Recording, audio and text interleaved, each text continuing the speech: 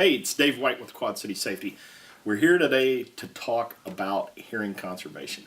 And it's one that's often overlooked because when we start talking about noise is a hard thing to understand. Number one, it's hard to understand because very little noise is noise, obviously, but when we start looking at what damages hearing, it is in that 85 to 90 decibel ratings, which is really not that loud. And in a lot of manufacturing environments or construction jobs, we can even have little bursts of noise that are short-term exposures that can cause damage to your hearing. So in your ears, you have these little hairs that are called cilia. And as they get hit with large doses of noise, loud pops to just a continuous tone that may just be over 90 decibels and may not be uncomfortable, but at the end of the day, you may notice that you have some ringing, and that's tinnitus. So that's your hearing being destroyed. So as we look at that, we go, well, what is it? Well, it's a chronic hazard. So this is something that's happening to you over time.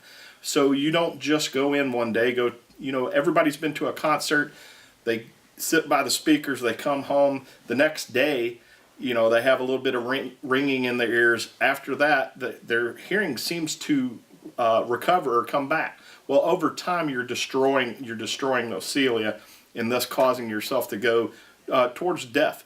And a little caveat here is when you look at dementia or Alzheimer's is linked kind of to hearing loss because your brain quits functioning the way that it should.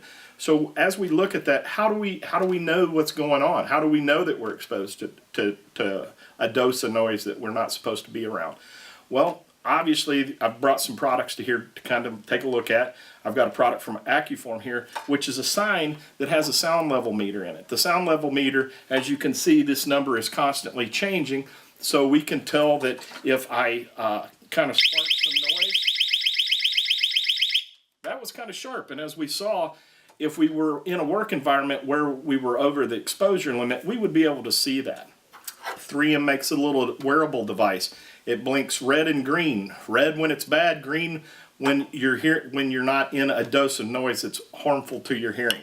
There's little handheld sound level meters. So a sound level meter is not really a dosimeter, but it is a way, just like this guy is a sound level meter, to spot check noise dose.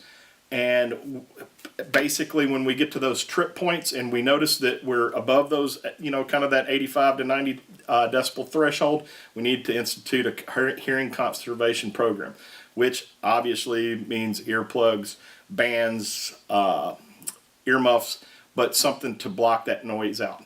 So if you have questions about noise or want a little bit more information on these products, don't hesitate to reach out.